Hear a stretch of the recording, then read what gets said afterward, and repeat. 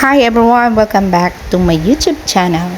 And for today's video mga kalingap, meron akong isi-share sa inyo na video na kakaiba. Kakaiba yung vibes nito mga kalingap. So syempre, bago tayo humusga, panoorin po muna natin itong video na ito.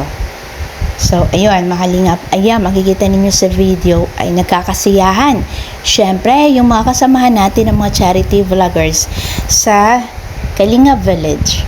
So, ayun, napag-alaman ko na ito pala ay si Roda ay nagdiriwang ng kanyang kaarawan. And syempre, ang bawat isa ay nagpahatid ng kanilang mensahe dito kay Roda na nagpaantig naman sa puso ni Roda yung ginawa sa kanya ng isang sponsor na si Virtus Women. Ayun, shout out, this is Virtus Women. Maraming salamat. At napapasaya mo yung makasama namin dyan sa Kalinga Village. Maraming salamat sis. And syempre, isa na doon si Roda na talagang napatiri eyes at emotional nung nagpasalamat siya sa mga kasamahan natin na nasa Kalinga Village. So ayun, syempre lahat magbibigay ng mensahe pagbati sa may birthday celebrant. So syempre, nakakatuwa ang mga naririnig natin na binigay na na mga mensahe nila and greetings na talagang wini-wish nila itong si Roda na sana daw ay makatagpo na ng kanyang the one. So kumbaga makita na ni Roda ang kanyang someone. 'Di ba? Kasi syempre kailangan din naman ng ka-partner in life kung ikaw ay matanda na. So kailangan mo din ng someone na kasama mo sa iyong buhay, 'di ba? So ayun, bawat isa ay pakinggan natin ang kanilang mga wish, mga kalingap. Sana na, maging malakas ka lagi para sa iyo, sa trabaho. At yun, bigyan natin agad ng mga kabuhay pa. Para magkaroon ka pa ng maraming birthday. Yan lang. Sige, pass the mic. Ikaw na, MK. Ako na magawa. MK! Sige na.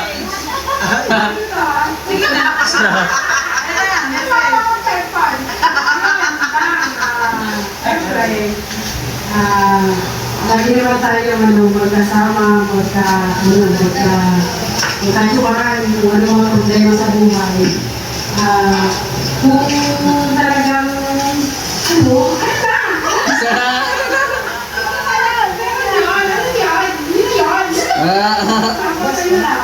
dapat lang lagi sa lahat ng mga habang sa buhay. Si Kuya Iman, anong message mo? Kay Kuya Iman. Maria.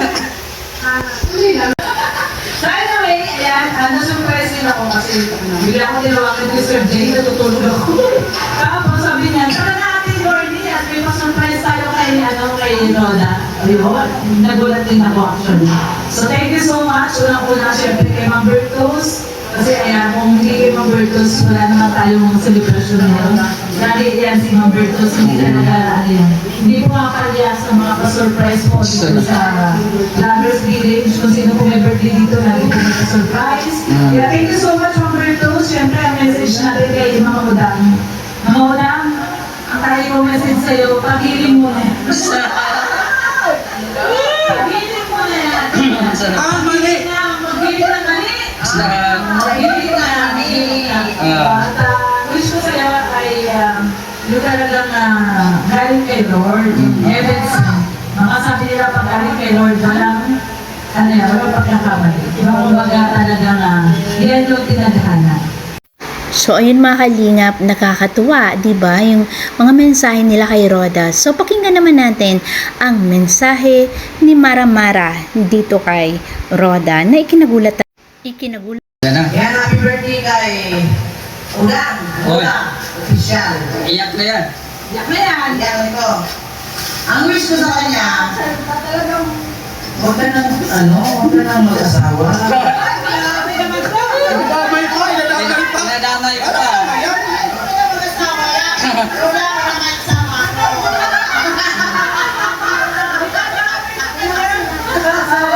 Maghanap buhay tayo at ulang. Marami na nila dyan. Ako na tayo mapagili ng mali. Ako lang yung papagiling. Ay! Nahirap na.